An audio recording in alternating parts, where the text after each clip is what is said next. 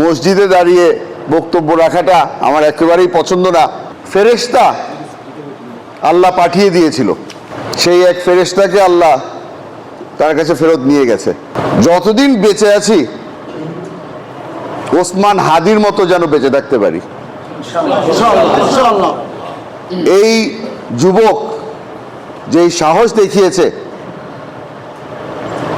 এই সাহস অনেক মুরব্বী রাজনীতিবিদরা দেখাতে পারেনি। আপনাদের থেকে আমি দোয়া চাইতে এসেছি। তবে খুব কষ্টের সাথে আপনাদের কাছে আমি আমাদের শহীদ ওসমান হাদির জন্য দোয়া চাচ্ছি। আমার এখনো মনে পড়ে গত বছর যখন আমরা জুলাই অগস্ট মাসে এই স্বৈরাচারের বিরুদ্ধে আন্দোলন করলাম, আন্দোলনে সফল হলাম, তখন আমার এক প্রিয় ভাই, আপনারা হয়তো তার নাম শুনেছেন, তার নাম আন্দালিব রহমান পার্থ।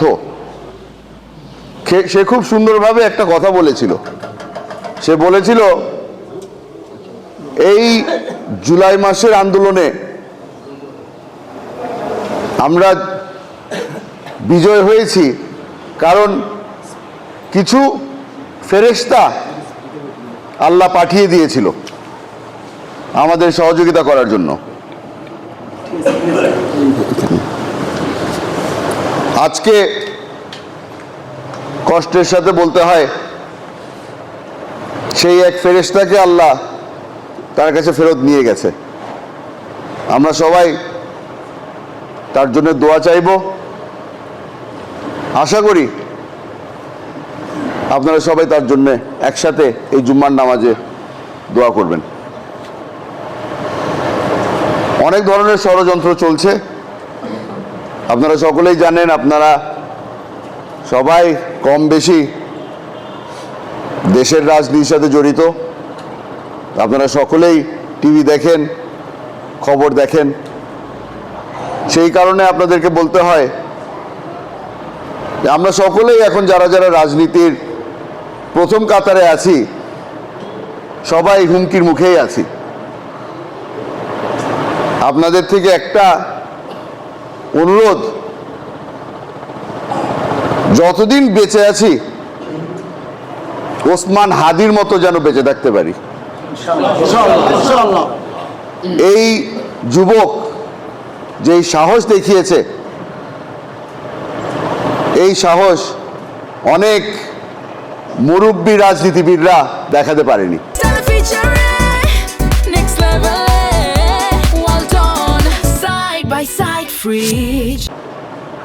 আপনারা জানেন আমরা এখনো লড়াই করে যাচ্ছি। তবে আপনাদের সকলকে আমি অনুরোধ করব, সহিংসতার রাজনীতি থেকে দূরে সরে যাবেন। মাথা ঠান্ডা রাখতে হবে। অনেক ধরনের ষড়যন্ত্র পায়তারা চলছে আমাদেরকে ফাঁদে ফেলানোর জন্য। এই ফাঁদে পা দেওয়া যাবে না। হুজুর একটু আগে একটা কথা বলল, আমাদেরকে 100 বছরের উপর দিয়ে আমাদেরকে দুই ভাগে ভাগ করার চেষ্টা করা হয়েছে। আপনাদের কাছে আমার অনুরোধ, রাঙ্গুনিয়াকে ভাগ হতে দিবেন না। আপনারা এখানে যারা যারা আছেন আমাকে খুব ভালো করে চিনেন, আমার পরিবারকে ভালো করে চিনেন। আমার পরিবারের জন্য দোয়া করবেন, আমার জন্য দোয়া করবেন। হায়াত মত আল্লাহর, কিন্তু আমাদেরকে বলা আছে যে চেষ্টা যেন আমরা সব সময় করতে থাকি। আপনাদের থেকে দূরে সরানোর জন্যই কিন্তু এই ষড়যন্ত্র চলছে।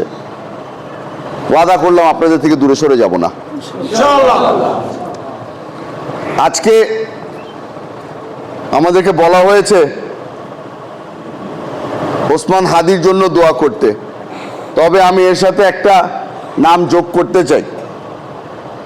যেই ব্যক্তি 17 বছর ধরে আমাদের জন্য, আপনাদের জন্য লড়াই করেছে, সে এখন মৃত্যুর সাথে লড়াই করছে, বেগম খালেদা জিয়া। এই জুম্মার নামাজের সময় আপনারা বেগম জিয়ার জন্যও দোয়া করবেন। তার সাথে সাথে আমাদের দলের ভারপ্রাপ্ত চেয়ারম্যান তারেক রহমান সাহেব ইনশাআল্লাহ 25 তারিখে ফিরে আসবেন। সে যেন সহি সালামত আমাদের মাঝে ফিরে আসতে পারেন, সেটার জন্য দোয়া করবেন। আমি ক্ষমা চেয়ে নিচ্ছি আপনাদের থেকে, মসজিদে দাঁড়িয়ে বক্তব্য রাখাটা আমার একেবারেই পছন্দ না। তবে যেহেতু এই খারাপ খবরটা আমরা পেয়েছি ওসমান হাদির ব্যাপারে, এই সুযোগটা নিলাম। আশা করি আপনারা সকলে আমাকে ক্ষমার দৃষ্টিতে দেখবেন, আমার জন্য দোয়া করবেন। খবরের কাগজ, নিখাত, নির্ভীক, নিরপেক্ষ।